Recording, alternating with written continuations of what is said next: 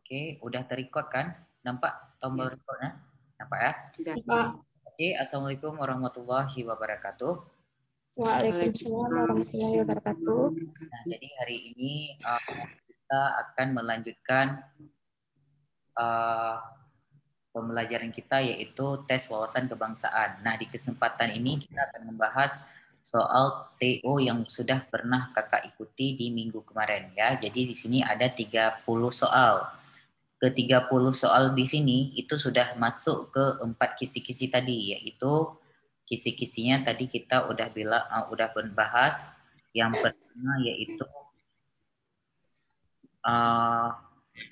pilar negara, nasionalisme, bela negara, dan integritas.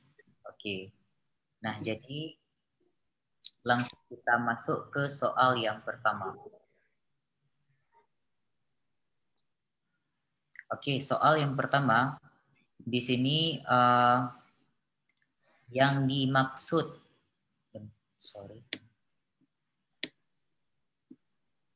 yang dimaksud penduduk menurut UUD 1945 pasal 26 ialah, nah berarti ini soal yang ngebahas tentang UUD 1945.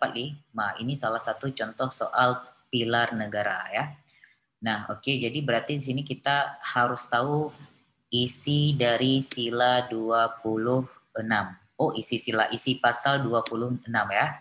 Nah, isi pasal 26 ini adalah salah satu pasal yang sering muncul di soal-soal. Nah, ini tentang warga negara atau tentang WN ya. Tentang warga negara. Nah, warga negara itu terbagi menjadi dua, yaitu ada WNI, warga negara Indonesia, satu lagi yaitu WNA, warga negara asing. Jadi penduduk itu terbagi menjadi dua, WNI dan WNA. Berarti kita cari jawaban yang ada warga negara Indonesianya dan ada warga negara asingnya ya. Kita lihat yang A, orang-orang bangsa Indonesia asli dan orang-orang bangsa lain disahkan dengan undang-undang. Di sini kita tidak berbicara tentang warga negara asli atau bukan, ya. Pokoknya di sini kita ngebahas tentang warga negara Indonesia karena warga negara Indonesia tuh juga berasal dari warga negara lain. Contohnya misalnya si A menikah dengan si A ini orang Malaysia, dia menikah dengan orang Indonesia. Nah, kemudian si A ini ikut suaminya yang dari Indonesia. Otomatis si A ini udah jadi warga negara Indonesia. Nah, jadi di sini dia tidak ngebahas tentang asli atau bukan, ya. Berarti A ini salah. B, orang-orang bangsa Indonesia asli. Nah, ada juga kata-kata asli. Asli betul atau salah? Salah ya, karena yang warga negara ini tidak berbicara tentang asli atau bukan. Karena warga negara Indonesia yang ada di Indonesia itu bisa berasal dari negara lain yang kemudian udah jadi penduduk Indonesia. Oke, yang A salah karena ada A asli, yang B juga sama, yang C warga negara Indonesia yang bertempat tinggal di Indonesia. Salah ya, karena di Indonesia ada warga negara asing. Di luar Indonesia pasti ada warga negara Indonesia dan itu masih dihitung orang Indonesia. Nah, jadi C juga salah. D, warga negara Indonesia dan orang asing yang bertempat tinggal di Indonesia. Nah, jawaban yang paling tepat adalah D. Karena di sini warga negara Indonesia ini WNI dan orang asing ini WNA karena harus terinclude dua ini. Yang dimaksud penduduk itu yaitu warga negara Indonesia dan warga negara asing. Kalau E, warga negara Indonesia dan orang bangsa lain yang disahkan. Nah, jadi penggunaan bangsa dan negara itu berbeda ya. Nah, jadi jawaban yang paling tepat itu adalah D. Oke. Jadi kakak mulai sekarang harus ingat pasal 26 ini dia berbicara tentang warga negara atau penduduk. Oke, Bukan A, Ustadz. bukan. A ini salah. A ini Oh, karena penduduk ya, bukan warga negara ya. Ya, ya. karena ditanya Ya, adalah yang dimaksud dengan penduduk ya. ya. Ustadz, ini kan sering soal tuh kan, misalnya dia kalau negara itu berpaham apa tuh isu-isu itu apa namanya? Ius soli dan ius sanguinis ya. Itu macam mana bedainnya? Oke, oke, bagus pertanyaannya. Eh, Isu. Nanti dia jadinya dia memiliki berapa kewarganegaraan. ya boleh. Oke.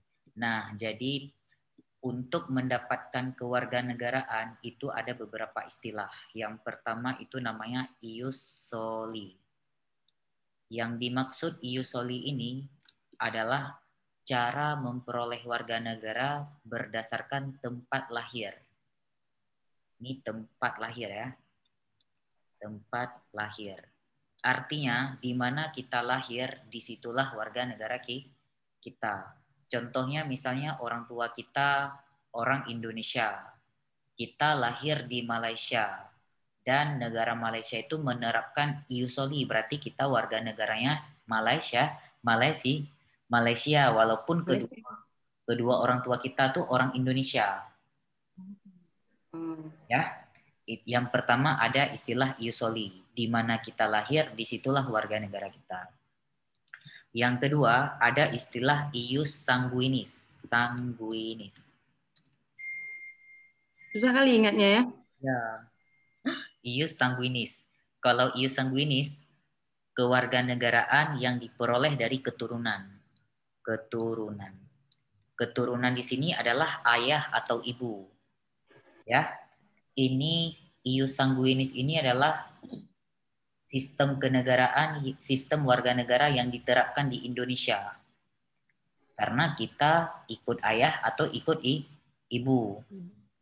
Ya, sanguinis itu kewarganegaraan yang diperoleh melalui keturunan. Kemudian ada istilah lagi bipatride.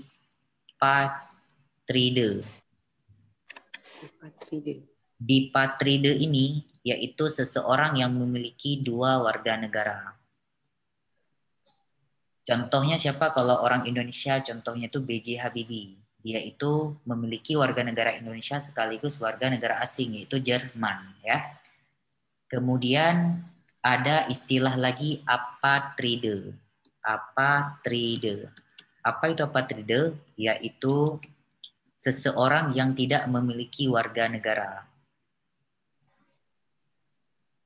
Tidak ada WN ya, tidak ada warga negara. Nah, kemudian satu lagi istilah yang sering keluar di soal yaitu repudiasi. Repudiasi. Repudiasi ini artinya menolak pemberian warga negara.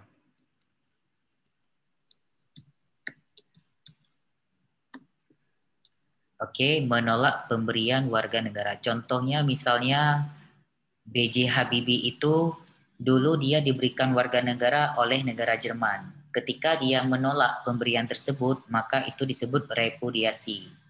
Menolak pemberian warga negara. Paham ya? Ini istilah yang sering keluar di soal-soal nasionalisme. Oke, cara memperoleh kewarganegaraan. Oke, selanjutnya kita lanjut soal yang kedua. Nah, soal kedua ini, kalau soal TWK itu adalah soal-soal yang paling susah tuh kalau ditanya tanggal, tokoh, nama-nama peristiwa, termasuk soal nomor 2 ya, yang merupakan wakil presiden Haji Muhammad Soeharto adalah, nah ternyata Soeharto itu punya nama Muhammad juga ya. Oke. Soeharto kita harus tahu dulu Soeharto itu dia berapa tahun jadi presiden? Ada yang tahu? Dia itu jadi presiden dari tahun keberapa ke berapa? Dia jadi presiden dari tahun 66 sampai tahun 98. Tahun 66 dan 98 ini disebut dengan Orde Baru. Orba atau disingkat dengan Orba ya. Nah, kita lihat dari apa tuh namanya, dari pilihan A, Megawati Soekarno Putri. Megawati Soekarno Putri ini ayahnya Soeharto atau Soekarno? Soekarno. Soekarno, betul sekali. Ini Ada namanya tuh. Soekarno ya. Dari namanya kita udah tahu Soekarno Putri, berarti putri si Soekarno ya. Soekarno. Jadi si Megawati ini presiden setelah Abdurrahman Wahid ya, atau setelah Gus Dur. Dia bukan wakil presiden di era Soeharto. Tri Sutrisno. Nah, Tri Sutrisno ini adalah dia itu salah satu anggota ABRI. Nah, jadi dulu itu kita itu ada namanya istilah ABRI, Angkatan Bersenjata Republik Indonesia. Dulu yang berhak memilih presiden itu cuma dua, MPR dan ABRI. Ya, yang berhak memilih presiden yaitu dua, MPR dan ABRI. ABRI ini mereka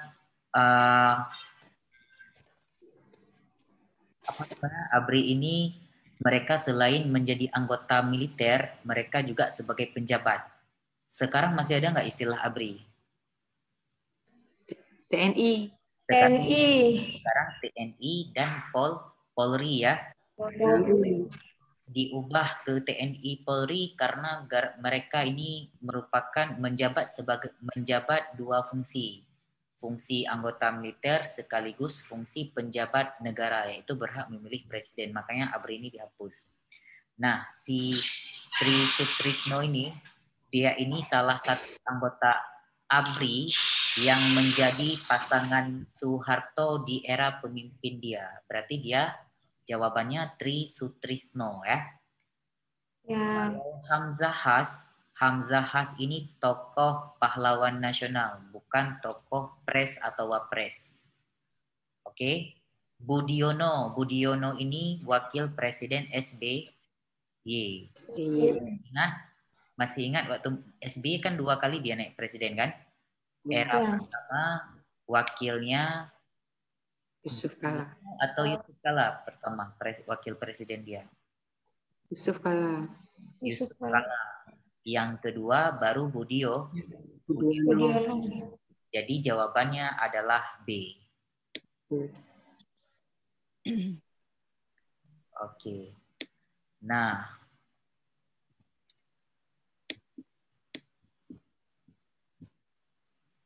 nomor 3. Nomor 3 ini ada cara cepat untuk menghafal nama panitia 9. Sebelum kita jelaskan, ada yang tahu nggak jawabannya apa? E.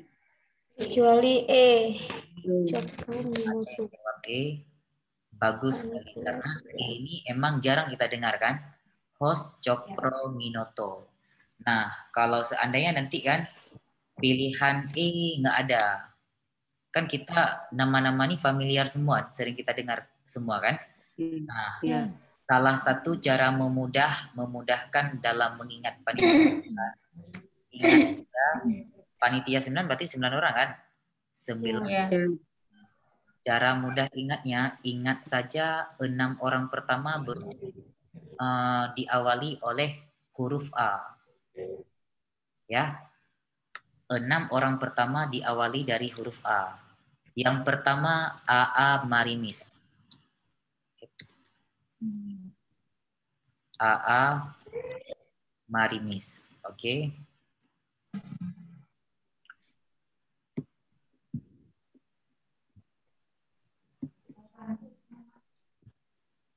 AA Marimis. Yang kedua yaitu adalah Abi Kusno.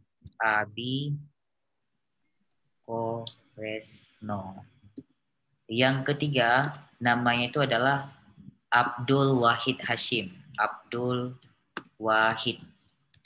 Yang keempat namanya itu Abdul Kahar. Abdul Kahar. Kemudian ada Ahmad Subarjo. Ahmad S. Kemudian yang satu lagi yang dari huruf A, ada yang tahu namanya siapa? Agus Salim. Benar sekali, Agus Salim ya. Nah ini sudah sedikit memudahkan kita kan dalam menghafal. Pokoknya ingat aja 6 orang pertama diawali oleh huruf A. 3 orang lagi siapa? 3 orang lagi itu disebut dengan Bapak Pendiri Indonesia. Siapa-siapa aja? Soekarno. Wakilnya Muhammad Hatta. Muhammad Hatta. Yang terakhir adalah Supomo. Nah, jadi mereka dikenal dengan Bapak Pendiri Indonesia. Bukannya Muhammad Yamin? Kalau Muhammad Yamin itu, dia itu yang mengusulkan dasar negara. Kalau gitu pilihan jawaban nomor ini bisa pilih B lah, Muhammad Yamin. Muhammad. Oh ya, sorry ya, betul. Muhammad Yamin ya, bukan Muhammad Hatta. Bukan Supomo. Supomo nggak ada kayaknya. Supomo nggak ada nggak? Supomo nggak ada. Nggak. Oh iya, nanti akan ada soal selanjutnya ya. Nah, yang jelas ini jawaban yang paling beda itu adalah E ya, Hos Cokro-Minoto. Si Hos Cokro-Minoto ini, dia ini salah satu anggota Partai PNI, Partai Nasional Indonesia. Kalau sekarang itu jadi Partai PDIP. Oke ya. Sekarang kita lanjut ke halaman selanjutnya.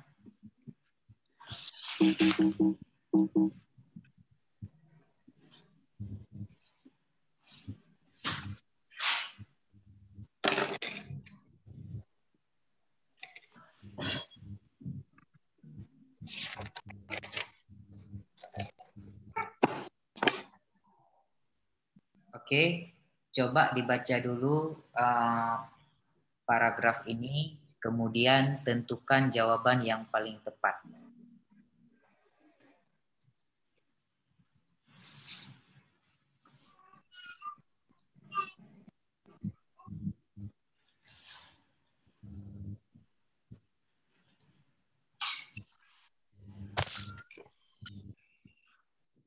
Nah, di sini kan pertanyaannya, nilai moral pada kutipan novel tersebut. Kata kunci untuk menjawab soal, kalau nanti ada soal-soal yang tanya nilai moral, nah kata kuncinya trik cepat. Biasa nilai moral itu kalimatnya emang ada dikasih tahu di dalam cerita, ya. Ada apa? Kalimatnya dikasih tahu dalam cerita. Kalimatnya kasih tahu. Dikasih tahu. Nah, nilai moral pada kutipan novel tersebut adalah jawaban yang paling tepat itu adalah B. Nah, kita lihat letak kalimat B itu di cerita ya. Letaknya itu adalah meminta doa restu mereka. Mereka di sini Simat dan Inayatun. Oke. Nah, jadi biasanya untuk soal-soal nilai moral ini, misalnya nanti kakak udah bingung nggak tahu jawabannya, lihat aja kalimat ini ada nggak di soal. Kalau nggak ada berarti salah. B ada nggak? Ada misalnya, berarti B ini jadi kata kuncinya ya. Nah, jadi kebanyakan soal-soal yang ditanya nilai moral itu ada di soal. Nilai moral itu adalah pesan yang dapat kita ambil dari cerita tersebut ya. Jadi kita ketika melakukan sesuatu itu harus ada doa restu dari orang tua. Oke? Oke, selanjutnya kita lanjut ke halaman nomor selanjutnya, nomor 5. Nomor 5, nah ini tentang Pancasila. Kira-kira sila ini, cerita ini termasuk pengamalan sila keberapa? 2. Benar sekali. 2 karena kan di sini ada gerakan peduli manusia ya, gerakan peduli manusia. Pokoknya setiap yang berkaitan dengan peduli sesama manusia, punya rasa kemanusiaan, itu sila kedua. Yang pertama, sila kedua ini ngebahas tentang HAM, hak asasi manusia. Yang kedua tentang peduli sesama manusia. Peduli sesama manusia ini lebih ke peri kemanusiaan. Dan yang ketiga, melakukan aksi manusia. Aksi manusia itu contohnya gimana? Contohnya ya ketika banjir, ketika terjadi musibah apa, kita turut membantu menyalurkan berbagai bantuan ya.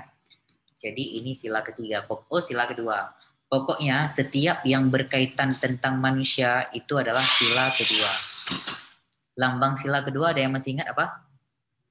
Rantai. Benar sekali, rantai ya. Cara mudah ingatnya kayak ini. Manusia kalau berbuat kesalahan akan dirantai. Rantai. Jadi itu cara mudah mengingatnya. Oke, kita lanjut ke nomor 6. Nah, nomor 6 ini sangat mengecoh ya. Coba dibaca dulu pertanyaannya. Naikkan kata sedikit, Ustaz. Oke, boleh, bentar.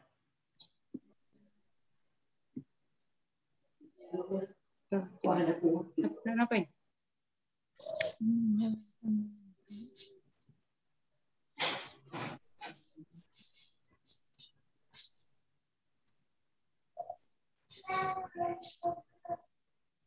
Pertanyaannya, jika kamu Budi, apa yang kamu lakukan? Berarti sini yang Muslim si Ani atau si Budi?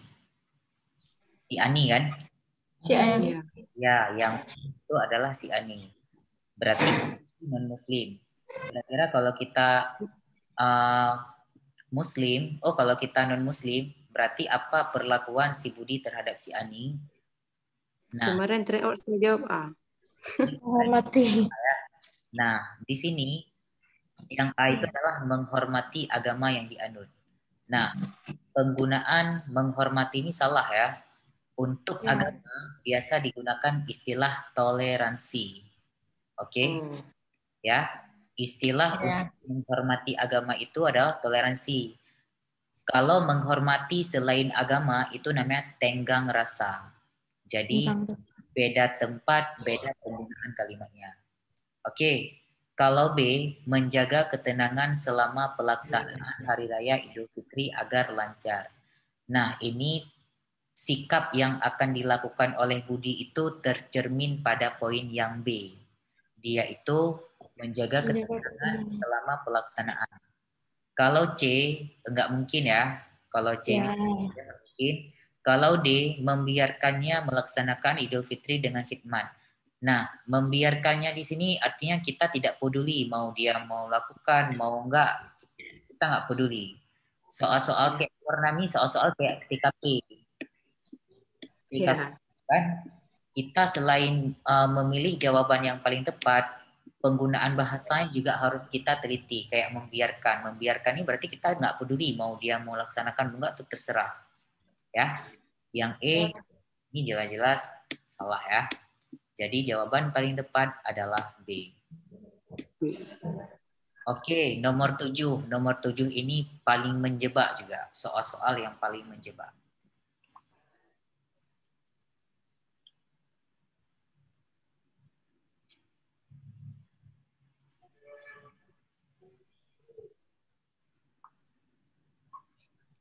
Yang tahu cuma definisi korupsi.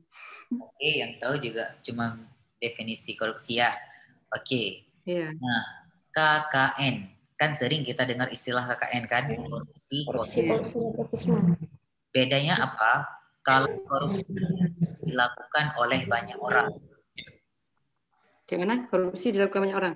Nah, dilakukan oleh banyak orang. Orang mengambil duit negara dilakukan secara berkelompok. Ada beberapa orang yang bekerja sama. Itu disebut dengan korupsi. Kalau kolusi dilakukan oleh satu orang. Dia itu sama juga ambil uang negara juga. Dia memanfaatkan fasilitas negara, uang negara itu dilakukan secara pribadi tanpa pengetahuan orang lain. Kalau nepotisme tuh misalnya kita memasukkan abang kita, ketika misalnya ayah kita jadi gubernur, maka ayah kita tuh akan memasukkan kita semua di bidang pemerintahan, memasukkan ke anak-anaknya karena ada ikatan keluarga. Nepotisme. Arbitrasi, penggabungan. Ini ada hubungan sama sekali ya. Deportasi. Deportasi itu, ini bukan deportasi ya, tapi deportasi, kehilangan huruf R. Itu artinya pemulangan warga negara asing ke negaranya sendiri. Kira-kira di sini jawaban yang paling tepat apa? Kata kunci di sini yaitu ada kata-kata karena kamu abangku. Coba Nepotisme. benar sekali nepotisme. Karena nepotisme ini tindakan kejahatan yang dilakukan karena ada hubungan keluarga. Kita memasukkan saudara kita karena mereka ya saudara kita, bukan orang lain ya. Jawabannya adalah nepotisme. Oke, selanjutnya kita lanjut ke nomor 8.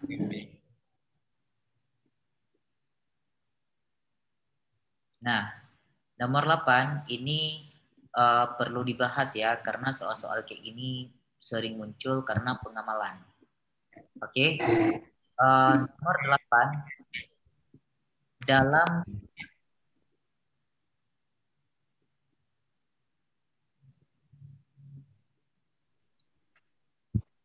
di zaman ini istilah modern dari Bhinneka Tunggal Ika disebut juga dengan integritas nasional. Jadi pengertian dari istilah ini adalah tindakan dan proses untuk mempersatukan berbagai perbedaan yang terdapat dalam suatu negara. Tujuannya adalah terciptanya persatuan, keserasian, dan keselarasan yang dapat melakukan negara. Pasti akan ada pertanyaan mengenai siapa saja yang perlu untuk berperan dan melaksanakan integritas nasional. Tentu saja jawabannya adalah seluruh rakyat Indonesia diwajibkan untuk berpartisipasi demi mewujudkan hal tersebut.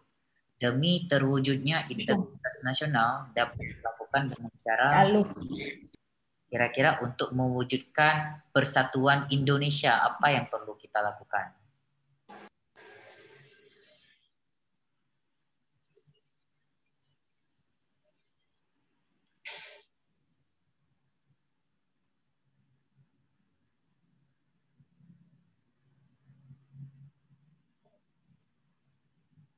Yang E-nya itu harus selalu apa, Ustaz? Putus. Oh, yang iya. Sebentar.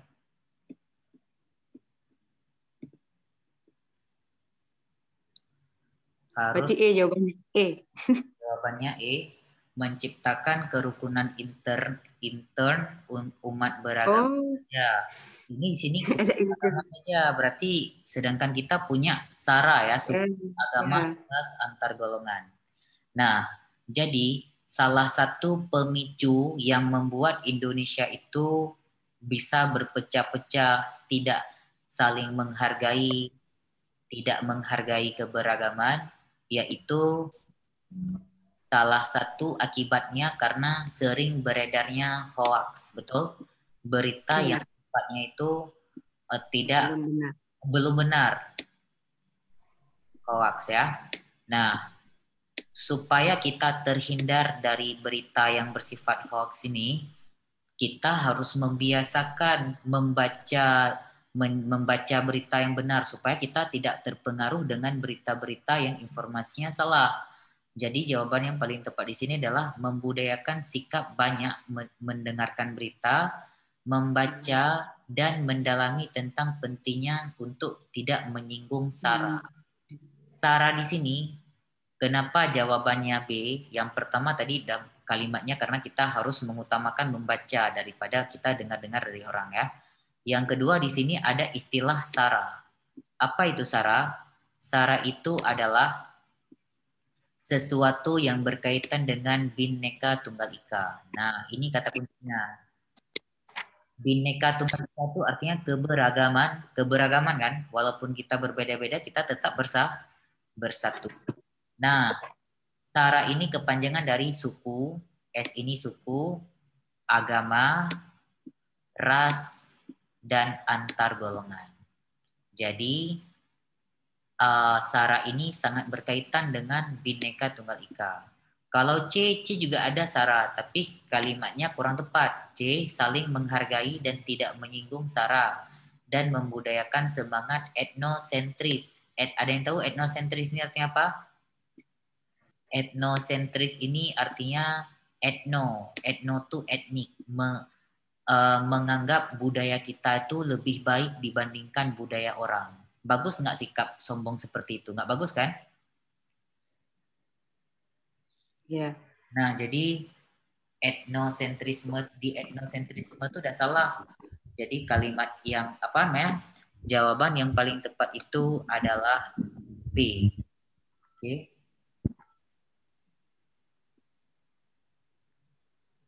Oke. Selanjutnya kita masuk ke soal selanjutnya. Ini kan waktunya tinggal 5 menit lagi. Dalam waktu 5 menit lagi akan mati secara otomatis. Nanti kita masuk lagi. Ya. Yes. Nomor berapa sekarang? Sekarang nomor 9, coba dibaca dulu.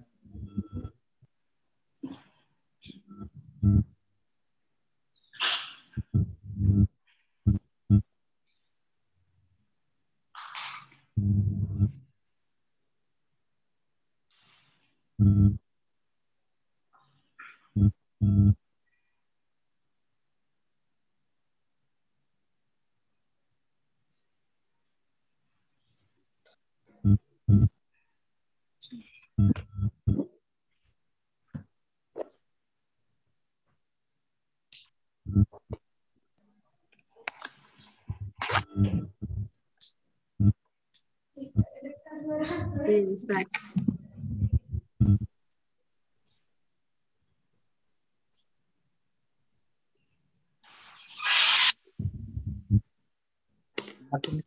Jawabannya apa? C. C, Ustaz. Ada yang jawab C, ada yang jawab E, bagus. B. Nah, ada yang jawab C. Bisa. Kita lihat ya. Sebagai pemimpin yang akan Anda lakukan adalah berarti ini tanya sikap. Kalau sikap itu berarti pasti pertanyaannya seputar tentang nasionalisme atau integritas ya. Anda adalah manajer dalam sebuah perusahaan. Beberapa hari terakhir Anda mendengar ketidaknyamanan bahwa bawahan Anda. Mereka merasa tidak nyaman karena ada seorang pegawai yang selalu membagikan berita yang menjelek-jelekan salah satu calon gubernur di daerah Anda. Sebagai pimpinan, yang akan Anda lakukan adalah di sini kita itu sebagai pemimpin ya, posisi kita tuh sebagai pemimpin kita punya kekuasaan yang besar. Ini harus digarisbawahi, kita seorang pemimpin ya. Nah, apa yang kita lakukan atau nah, yang paling tepat untuk nomor 9 jawabannya itu adalah D. Dari A ya, memintanya untuk memilih berhenti menyebarkan berita hoax atau keluar dari perusahaan. Ini bukan sikap seorang pemimpin. Di sini tidak ada betul kan? Masa pilihannya seperti itu.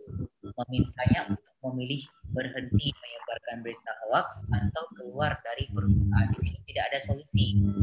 Tidak mencerminkan itu kebijakan yang dibuat oleh pemerintah. Pemimpin.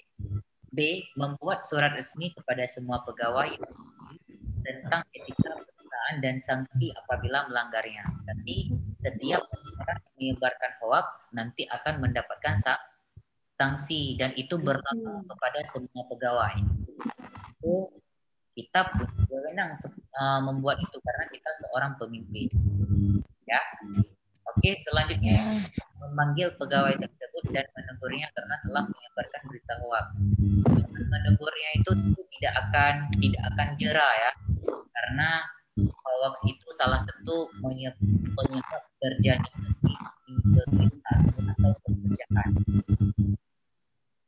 Oke, selanjutnya memarahi pegawai tersebut usai meeting harian yang telah dilakukan di depan semua peserta meeting. Kita nggak boleh memarahi orang di depan orang lain. Itu sama juga kita membuka aib dia. Oke, dan itu tidak mencerminkan kita orang pemimpin yang berintegritas. Membiarkan, salah ya, tidak boleh membiarkan karena itu sudah hoax. Hoax itu penyebab pemicu terjadinya disintegritas atau perpecahan.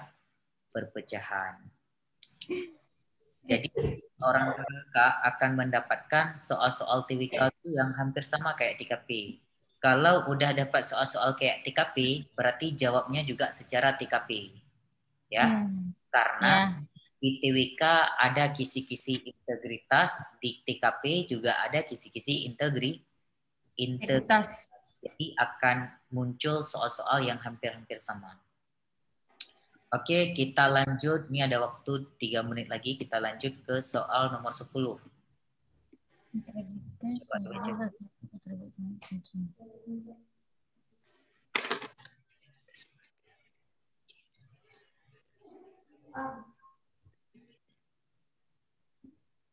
Nah, pertanyaannya berikut ini cerminan perilaku pegawai negeri sipil yang berintegritas. Apa itu integritas? Kalau dibilang seseorang yang berintegritas itu seseorang yang harus memiliki yang pertama jiwa kejujuran.